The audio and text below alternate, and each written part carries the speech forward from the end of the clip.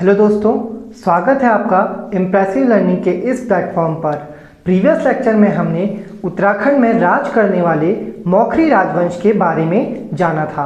आज के लेक्चर में हम उत्तराखंड में ही शासन करने वाले पौरावर्मन राजवंश के बारे में जानेंगे। देखिए, चौथी से 7वीं शताब्दी तक जो टाइम पीरियड था उसमें हमें पौरावर्मन राजवंश के जो साक्ष्य हैं वो देखने को मिल जाते हैं। चौथी से 7वीं शताब्दी तक जो भी हमें उत्तराखंड की जानकारी देते हैं उनमें सर्वप्रथम पुरातात्विक स्रोत प्रमुख हैं। इन पुरातात्विक स्रोतों में सर्वप्रथम जो नाम आता है वो नाम आता है डॉक्टर के.पी. नौटियाल का। ठीक है, डॉक्टर के.पी. नौटियाल का यहाँ पर हमें सर्वप्रथम नाम देखने को मिल जाता है। तो जो डॉक्टर के.पी. नौटियाल थे उन्होंने सर्वप्रथम चौथी से 7वीं शताब्दी के साक्ष्य खोजे थे। इन्होंने अपने कुछ साथियों की सहायता से एक उत्खनन किया था, जिसके आधार पर हमने कहा कि जो चौथी से 7वीं शताब्दी थी उसके बीच में ही हमारे पौरावर्मन राजवंश का उत्तराखंड में शासन रहा था। परंतु जो सर्वप्रमुख जो सबसे श्रेष्ठ इसमें साक्ष्य हैं वो हमें अल्मोड़ा के तालेश्वर नामक स्थान से मिल जाते हैं। ठीक है, तो जो अल्मोड़ा है, अल्मोड़ा के तालेश्वर नामक स्थान से हमें कुछ साक्ष्य मिले हैं जिनसे हमें कह सकते हैं कि चौथी से 7वीं शताब्दी तक उत्तराखंड में जो राज करने वाला वंश रहा था वो पौरावर्मन राजवंश रहा था। ठीक है, तो अल्मोड़ा का जो तालेश्वर क्षेत्र है वहाँ से हमें कुछ अभिलेख प्राप्त हुए हैं। देखिए, ये जो अल्मोड़ा के तालेश्वर नामक स्थान है यहाँ से हमें 2 ताम्रपत्र अभिलेख प्राप्त हुए हैं। कितने? 2 ताम्रपत्र अभिलेख हमें यहाँ से प्राप्त हुए हैं। 2 ताम्रपत्र अभिलेख हमें यहाँ से प्राप्त हुए हैं।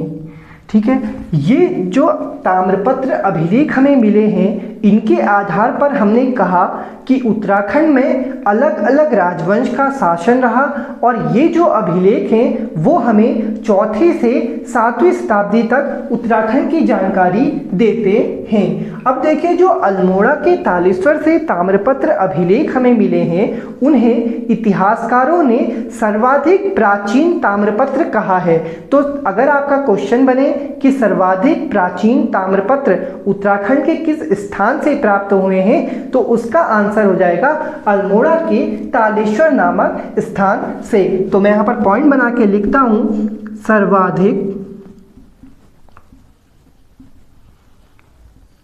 प्राचीन ताम्रपत्र। ठीक है, तो जो सर्वाधिक प्राचीन हमें ताम्रपत्र प्राप्त हुए हैं वो कहाँ से हुए हैं? वो ये अल्मोड़ा के ही तालेश्वर नामक स्थान से प्राप्त हुए हैं जो चौथी से 7वीं शताब्दी तक हमें जानकारी देते हैं। अब ये जो ताम्रपत्र हैं जो अल्मोड़ा के तालेश्वर नामक स्थान से मिले ताम्रपत्र हैं ये अल्मोड़ा के तालेश्वर क्षेत्र से मिले हैं। ठीक है, इसकी जो स्थान है वो अल्मोड़ा का तालेश्वर क्षेत्र है, जिस कारण इन अभिलेखों को तालेश्वर अभिलेख भी कहा जाता है। क्या कहा जाता है? तालेश्वर अभिलेख भी इन्हें कहा जाता है। तो जो अल्मोड़ा के तालेश्वर अभिलेख है उससे हमें 2 ताम्रपत्र अभिलेख प्राप्त हुए हैं और ये जो अभिलेख हैं, जो ताम्रपत्र अभिलेख हैं वो सर्वाधिक प्राचीन ताम्रपत्र अभिलेख रहे हैं। देखिए, इन्हीं अभिलेखों में, इन्हीं अल्मोड़ा के तालेश्वर नामक अभिलेख से हमें पौरावर्मन राजवंश की जानकारी मिल जाती है। इसके अतिरिक्त जो ये तालेश्वर स्थान था, जो तालेश्वर क्षेत्र था, वहाँ से ही हमें कुछ मुद्राएं भी प्राप्त हुई हैं। ठीक है, कुछ मुद्राएं भी हमें यहाँ से प्राप्त हुई हैं। तो अल्मोड़ा के तालेश्वर से हमें 2 ताम्रपत्र प्राप्त हुए हैं। इसके अतिरिक्त हमें यहाँ से क्या प्राप्त हुए, कुछ मुद्राएं प्राप्त हुई हैं। अब देखिए ये जो मुद्राएं प्राप्त हुई थी, इन मुद्राओं में हमें अलग अलग चित्र देखने को मिले थे और अलग अलग शासकों के नाम देखने को मिल चुके हैं। ठीक है, अब इन्हीं चीज़ों को हम समझते हैं कि जो यहाँ से मुद्राएं हमें मिली हैं, उन मुद्राओं में हमें किन किन चीज़ों के चित्र देखने को मिले हैं या फिर और कौन कौन से शासकों के इनमें हमें नाम देखने को मिल जाते हैं। तो कुछ मुद्राओं को या ये जो मुद्राएं मिली हैं उनको जानते हैं। जो अल्मोड़ा के तालेश्वर से हमें मुद्राएं मिली हैं, उन मुद्राओं में हमें सर्वप्रथम उन मुद्राओं में हमें वृषभ का चित्र देखने को मिला है।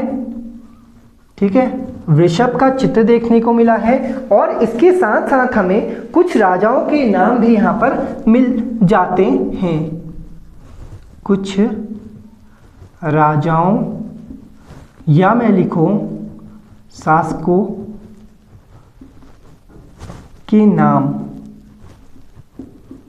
ठीक है, कुछ राजाओं के नाम या शासकों के नाम हमें देखने को मिलते हैं। इसके अतिरिक्त हमें वृषभ का चित्र देखने को मिल जाता है और तथा अन्य चित्रों की अगर मैं बात करूं तो हमें तालेश्वर अभिलेख से मछली, गरुड़, मछली का चित्र देखने को मिला है, गरुड़ का हमें चित्र देखने को मिला है। ठीक है, और वृषभ का चित्र हमें इन मुद्राओं से, इन अभिलेखों से देखने को मिल जाता है। देखिए ये जो तालेश्वर अभिलेख है, तालेश्वर मुद्राएं हैं, इन मुद्राओं में हमें अलग अलग भाषाओं का प्रयोग करा गया था। ठीक है, जो इसकी भाषा रही थी, जो इसमें मुख्य भाषा रही थी, जो इसमें मुख्य भाषा रही थी वो संस्कृत भाषा रही थी। ठीक है, कौन सी भाषा रही थी, संस्कृत भाषा रही थी। यानी कि जो हमें ताम्र अभिलेख मिले हैं, जो हमें मुद्राएं मिली हैं, उनकी जो भाषा रही है वो कौन सी भाषा है, वो भाषा है संस्कृत। इसके अतिरिक्त जो इसकी लिपि थी, ठीक है, ये तीसरा पॉइंट हमारा हो गया। ये चौथा पॉइंट क्या है, लिपि।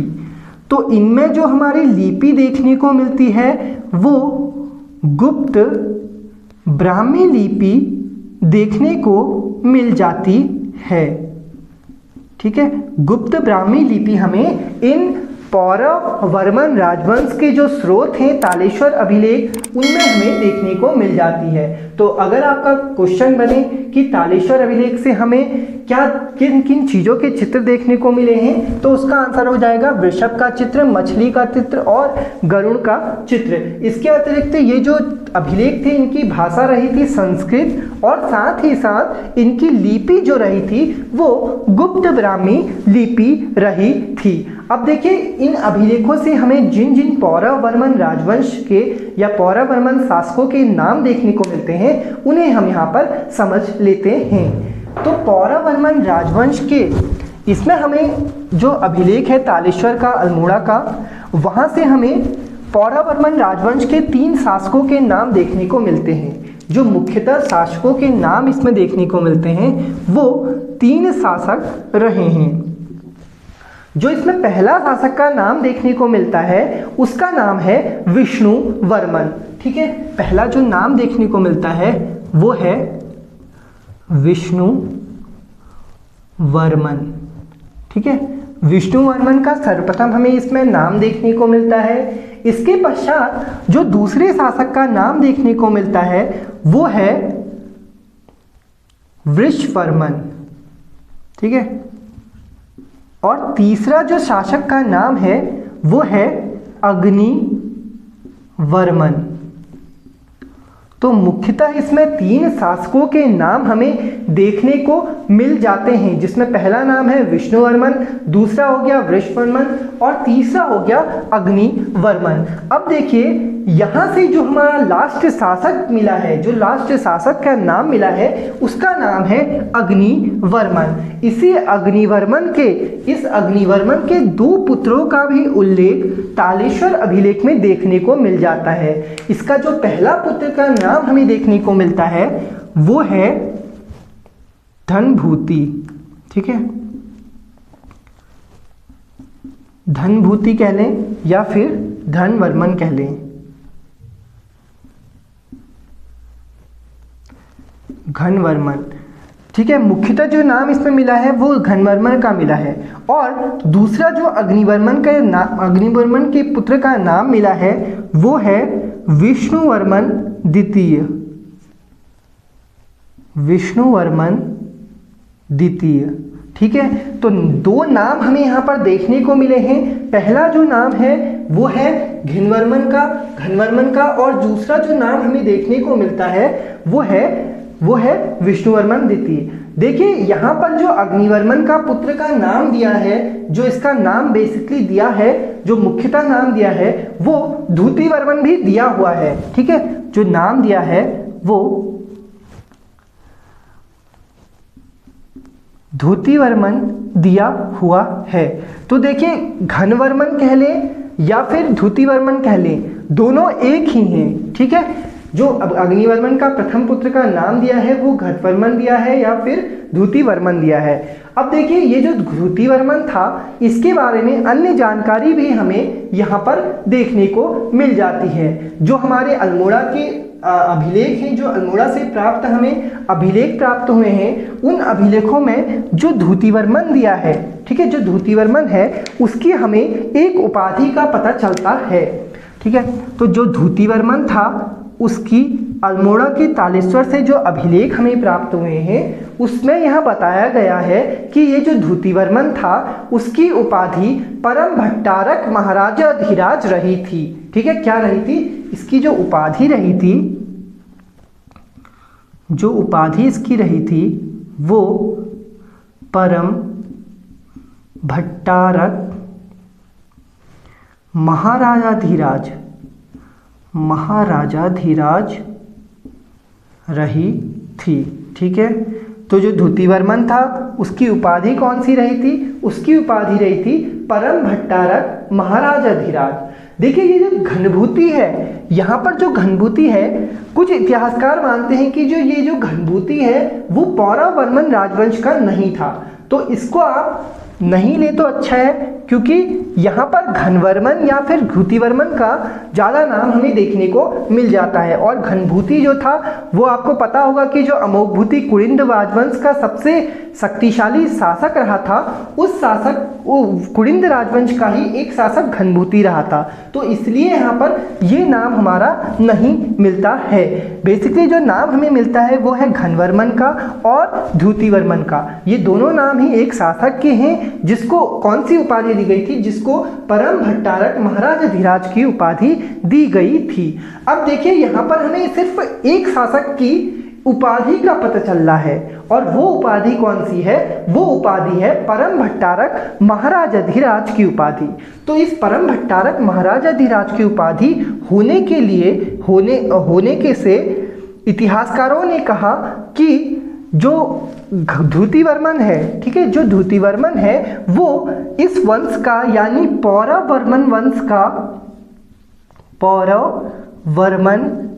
वंश का सबसे शक्तिशाली शासक रहा था। सबसे प्रतापी, मैं कह लूँ सबसे प्रतापी शासक रहा था। ठीक है, तो जो पौरवर्मन वंश था, जो हमारा पौरवर्मन वंश था, उस वंश का जो सबसे प्रतापी शासक रहा था वो कौन रहा था? वो द्युतिवर्मन रहा था। ठीक है, अब देखिए ये तो थी हमारे अल्मोड़ा के तालेश्वर से प्राप्त अभिलेखों की बात। इसके पश्चात कुछ हर्ष के अभिलेख भी ऐसे हैं जिससे हमें पौरवर्मन राजवंश की जानकारी मिल जाती है। तो अब जानते हैं हम उन हर्ष के अभिलेखों को जहां से हमें पौरवर्मन राजवंश की जानकारी मिलती है। देखिए हर्ष के जो हर्षवर्धन था, उस हर्षवर्धन के दो अभिलेख ऐसे हैं जहां से हमें पौरवर्मन राजवंश की जानकारी मिल जाती है। तो मैं यहाँ पर लिख लेता हूँ हर्ष अभिलेख, या मैं कहूँ हर्षवर्धन के अभिलेख, दोनों ही सही हैं। तो हर्षवर्धन के हमें दो अभिलेख ऐसे प्राप्त हुए हैं जिनसे हमें पौरवर्मन राजवंश की जानकारी प्राप्त होती है। देखिए हर्ष का जो पहला अभिलेख है वो हमें उत्तर प्रदेश के आजमगढ़ से प्राप्त हुआ है, और जो दूसरा अभिलेख है वो हमें उत्तर प्रदेश के ही शाहजहांपुर के 40 किलोमीटर दूरी से प्राप्त हुआ है। तो मैं यहाँ पर लिखते हुए चलता हूँ। पहला जो अभिलेख है वो उत्तर प्रदेश में आजमगढ़ से, उत्तर प्रदेश में आजमगढ़ के, ठीक है, आजमगढ़ के मधुवन से, और दूसरा जो अभिलेख हमें मिला है वो उत्तर प्रदेश के शाहजहांपुर से 40 किलोमीटर की दूरी पर, 40 किलोमीटर की दूरी पर बांसखेड़े से प्राप्त हुआ है। ठीक है, बांसखेड़े से प्राप्त हुआ है। तो दो अभिलेख हमें यहाँ पर हर्ष के ऐसे मिल जाते हैं जिनसे हमें पौरावर्मन राजवंश की जानकारी मिल जाती है। ठीक है, बांसखेड़े से पहला जो है वो मधुवन से मिला है, और दूसरा जो मिला है वो शाहजहांपुर से 40 किलोमीटर की दूरी पर बांसखेड़े या फिर बांसखेड़ा से मिला है।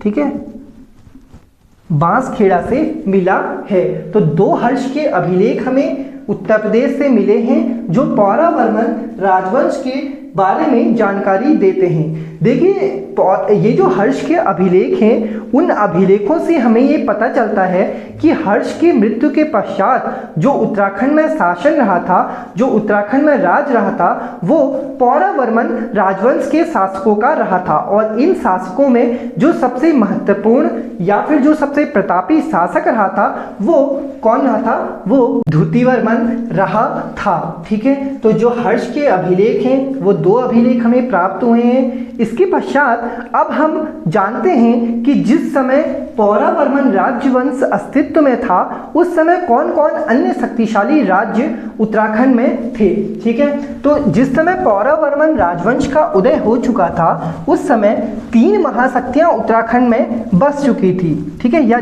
3 ऐसे राज्य थे जो महाशक्तिशाली राज्य कहलाते थे, जिसमें सबसे पहला जो था पूर्व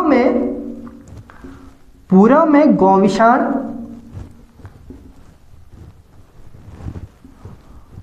पूर्व में गौविशाण क्षेत्र था। ठीक है, मध्य में जो था वो ब्रह्मपुर का क्षेत्र था, और पश्चिम का जो क्षेत्र था, जो पश्चिम में था, वो पश्चिम में शत्रुघ्न नगर रहा था, शत्रुघ्न नगर रहा था। तो पौरावर्मन राजवंश के टाइम पीरियड पर 3 क्षेत्र, 3 राज्य ऐसे थे जो महाशक्तिशाली राज्यों की श्रेणी में रहे थे, जिसमें पूर्व में गौविशाण क्षेत्र, जिसकी पहचान प्रोफेसर कनिंघम ने काशीपुर से करी थी। दूसरा, मध्य में जो ब्रह्मपुर का क्षेत्र था वो सबसे शक्तिशाली था। तीसरा जो था वो पश्चिम में शत्रुघ्न नगर हुआ करता था। ठीक है, तो इसमें से जो मध्य में ब्रह्मपुर क्षेत्र है उसे मैं आपको प्रीवियस लेक्चर में भी बता चुका हूं कि जो विदेशी यात्री ह्वेनसांग भारत आया था उसने उत्तराखंड को पोली हिमोपुला कहा था। इसी पोली हिमोपुला का अर्थ ब्रह्मपुर बताया गया। तो 3 राज्य सबसे शक्तिशाली राज्य थे। अब देखो, इन राज्यों में जो ये राज्य प्राप्त हुए, जो ये राज्य मिले, जो ये शक्तिशाली राज्य थे, इन राज्यों में जो सबसे शक्तिशाली क्षेत्र था, ठीक है, जो सबसे शक्तिशाली क्षेत्र रहा था वो रहा था ब्रह्मपुर का क्षेत्र। ठीक है, वो कौन सा क्षेत्र रहा था? वो ब्रह्मपुर का क्षेत्र रहा था। ठीक है, इसी ब्रह्मपुर को इंद्र की नगरी और नगरों में श्रेष्ठ कहा गया है। नगरों में श्रेष्ठ कहा गया है। अब देखो, ये जो इंद्र की नगरी इसे नाम दिया है और नगरों में श्रेष्ठ जो हमें इनाम मिला है ब्रह्मपुर का, ठीक है, जो ब्रह्मपुर का इंद्र की नगरी नाम मिला है और नगरों में श्रेष्ठ जो हमें नाम प्राप्त हुआ है, ये हमें अल्मोड़ा के तालेश्वर अभिलेख से ही प्राप्त हुआ है। यानी कि जो अल्मोड़ा का तालेश्वर अभिलेख था उसमें इंद्र की नगरी ब्रह्मपुर को कहा गया और नगरों में श्रेष्ठ ही ब्रह्मपुर को कहा गया था। तो ब्रह्मपुर को यहाँ पर दो नामों से जाना जाता था, इंद्र की नगरी और नगरों में श्रेष्ठ कहा जाता था। ठीक है, इतना आप समझ गए होंगे। इसके अतिरिक्त जो अन्य क्षेत्र थे, जो अन्य शक्तिशाली क्षेत्र थे, उनकी मैं यहाँ पर आपको यहाँ पर बता देता हूँ। ठीक, इसके अतिरिक्त जो कत्यूर घाटी का बैजनाथ वाला क्षेत्र था, ठीक है, जो कत्यूर घाटी का बैजनाथ वाला क्षेत्र था, कत्यूर घाटी का बैजनाथ वाला जो क्षेत्र था, ठीक है, जो कत्यूर घाटी का बैजनाथ वाला जो क्षेत्र था उसे त्र्यंबपुर कहा जाता था। क्या कहा जाता था? त्र्यंबपुर कहा जाता था। तो आपका अगर क्वेश्चन बने त्र्यंबपुर किसका पुराना नाम था या किसे कहा जाता था, तो आपका आंसर हो जाएगा कत्यूर घाटी का बैजनाथ वाला जो क्षेत्र रहा था। ठीक है, इसके अतिरिक्त जो कार्तिकेयपुर राज्य था, उस राज्य का भी उदय इस टाइम पीरियड पर या फिर पौरव राजवंश के टाइम पीरियड पर हो चुका था। जो कार्तिकेयपुर राजवंश था उसका भी यहाँ पर उदय हमें देखने को मिल जाता है। इसी कार्तिकेयपुर राजवंश को हम अपने अगले लेक्चर में कवर करेंगे। ठीक है, तो इतना आप समझ गए होंगे कि जो पौरवर्मन राजवंश था उसके टाइम पीरियड पर 3 शक्तिशाली राज्य हुआ करते थे, जिसमें पूर्व में गौविशाण, मध्य में ब्रह्मपुर और पश्चिम में कौन सा था? पश्चिम में शत्रुघ्न नगर रहा था। ठीक है, अब देखो, अब हम समझते हैं जो पौरवर्मन राजवंश था उसकी शासन प्रशासन की व्यवस्था कैसी थी। ठीक है, तो पौरवर्मन राजवंश जो रहा था वो पहला राजवंश उत्तराखंड में राज करने वाला पहला राजवंश रहा था जिसने शासन प्रशासन व्यवस्था लागू करी, जिसने शासन प्रशासन व्यवस्था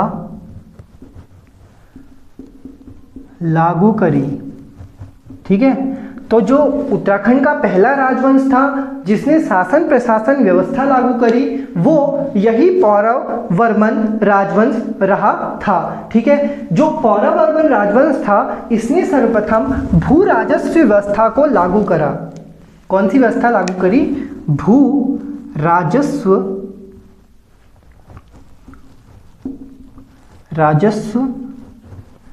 व्यवस्था।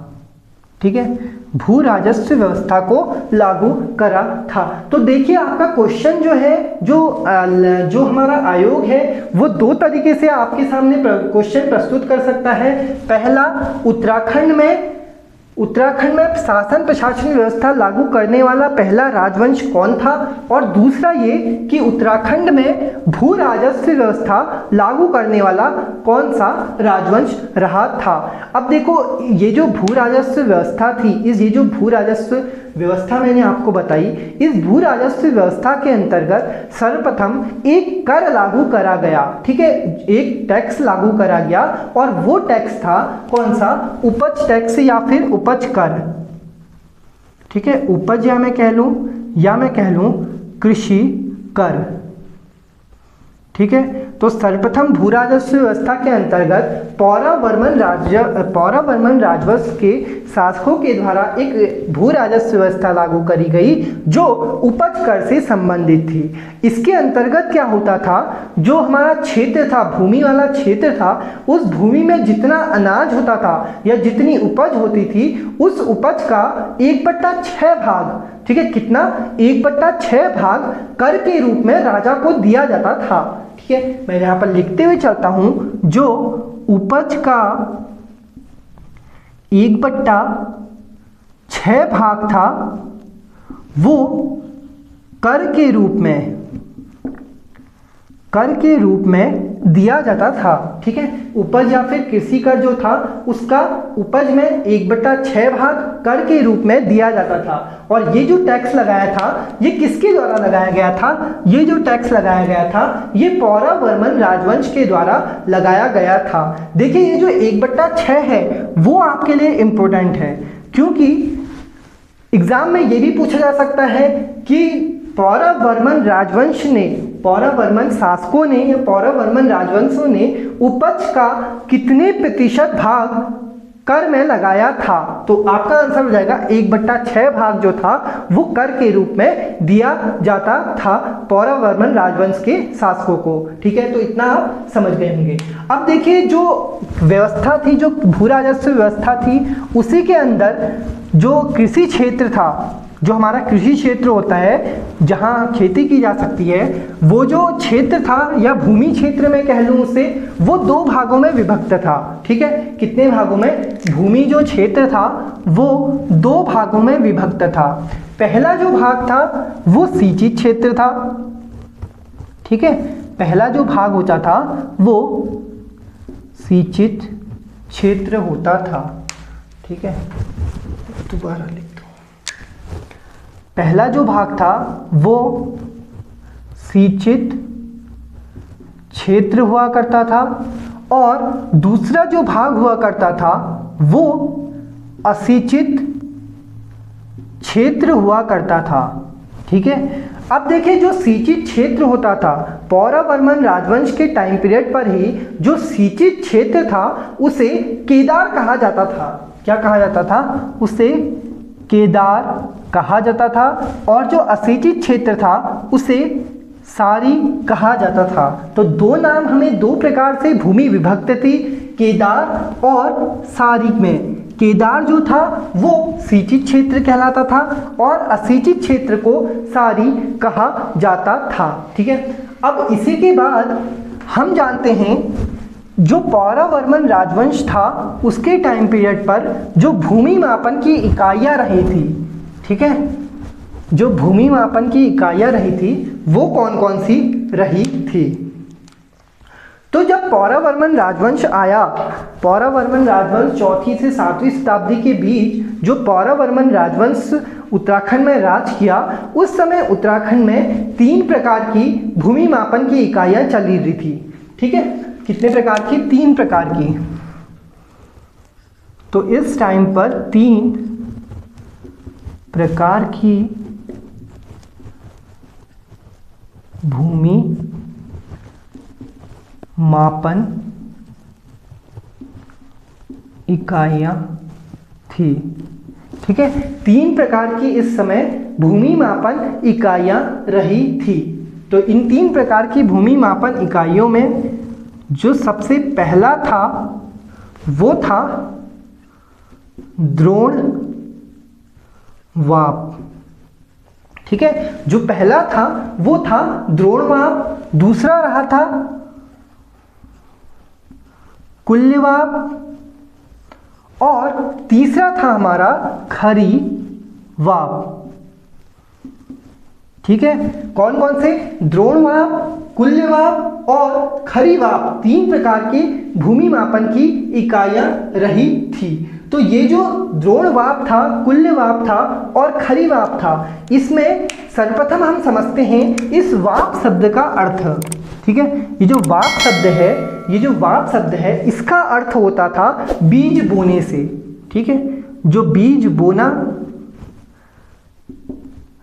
बोने से, यानी कि जो बीज बोया जाता था, जो बीज बोने की वो थी, या फिर इसे मैं कहूँ बीज बोया जाता था, उसे वाप कहा जाता था। क्या कहा जाता था? उसे वाप कहा जाता था। अब देखो ये जो भूमि मापन की इकाइयां हैं इनमें अलग अलग मापन रहे थे।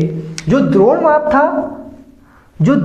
था, एक द्रोणवाप जो होता था, ठीक है, एक द्रोणवाप जो होता था वो 32 सैर या फिर 16 नाली के बराबर होता था। ठीक है, तो एक द्रोणमाप किसके बराबर होता था? एक द्रोणमाप होता था 32 सैर या फिर 16 नाली के बराबर। इसके बाद जो कुल्यवाप होता था, जो एक कुल्यवाप होता था वो 8 द्रोण के बराबर होता था। ठीक है, एक कुल्यवाप किसके बराबर होता था? 8 द्रोण के बराबर होता था। और लास्ट जो खरीवाप था वो 32 द्रोण के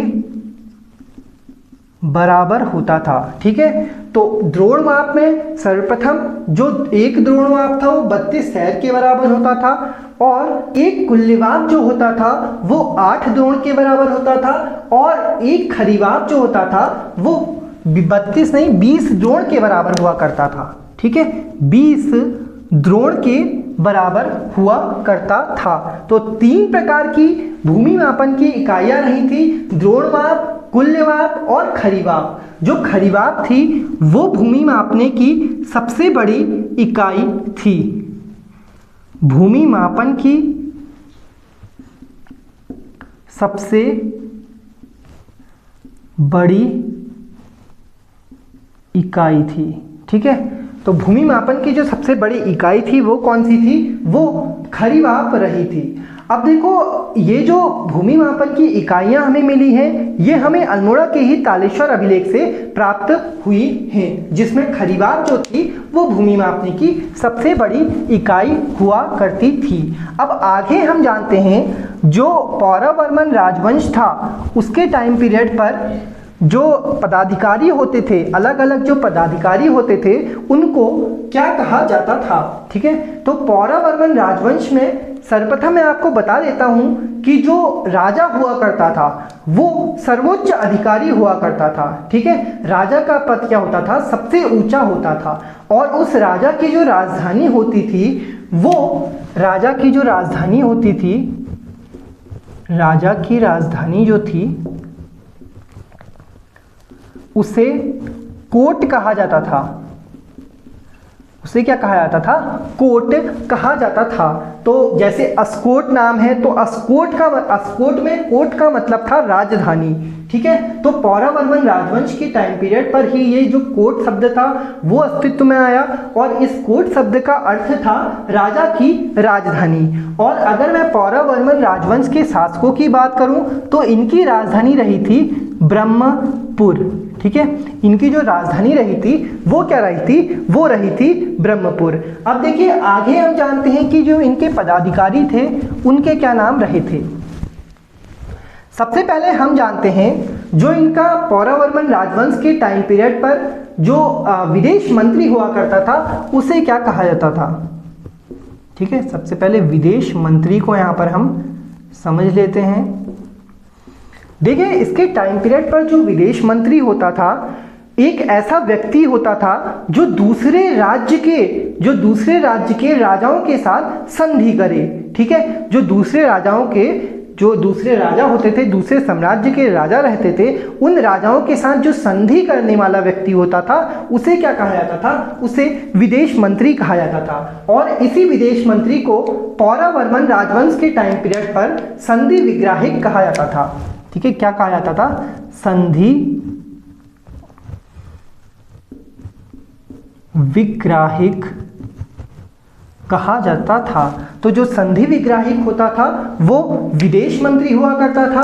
दूसरा हम जानते हैं महाअंग रक्षक को, महाअंग रक्षक।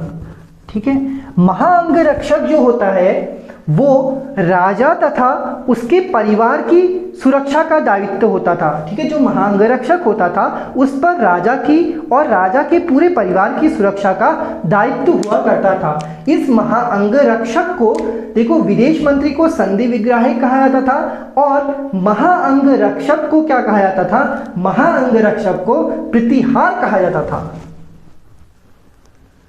ठीक है, क्या कहा जाता था? महाअंगरक्षक प्रतिहार कहलाता था। और इस प्रतिहार का कार्य था राजा और उसके परिवार की सुरक्षा करना। इसके पश्चात तीसरा जो था वो सेनापति हुआ करता था।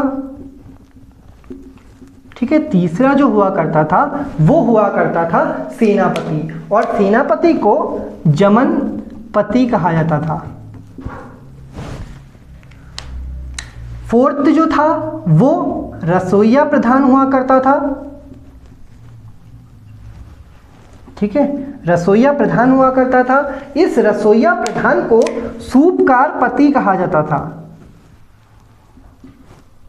सूपकार पति इस रसोइया प्रधान को कहा जाता था। इसके पश्चात जो कर अधिकारी होता था, कर अधिकारी जो हुआ करता था उसे भौगिक कहा जाता था। ठीक है, जो कर अधिकारी होता था उसे क्या कहा जाता था, उसे भौगिक कहा जाता था। इसके पश्चात जो भूमि कर अधिकारी होता था, भूमि कर अधिकारी जो होता था उसे भागिक कहा जाता था। ठीक है, उसे क्या कहा जाता था, भागिक कहा जाता था। देखिए, मैंने आपको अभी बताया कि जो पौरव-वर्मन राजवंश का टाइम पीरियड था उसमें कर व्यवस्था लागू करी गई थी, जिसमें उपज का 1/6 भाग कर के रूप में दिया जाता था।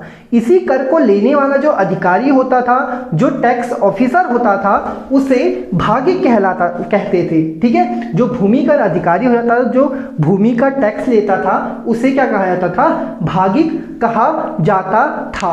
इसके अलावा जो न्याय का अधिकारी होता था, ठीक है, जो न्याय का अधिकारी होता था उसे दांडवासिक कहा जाता था।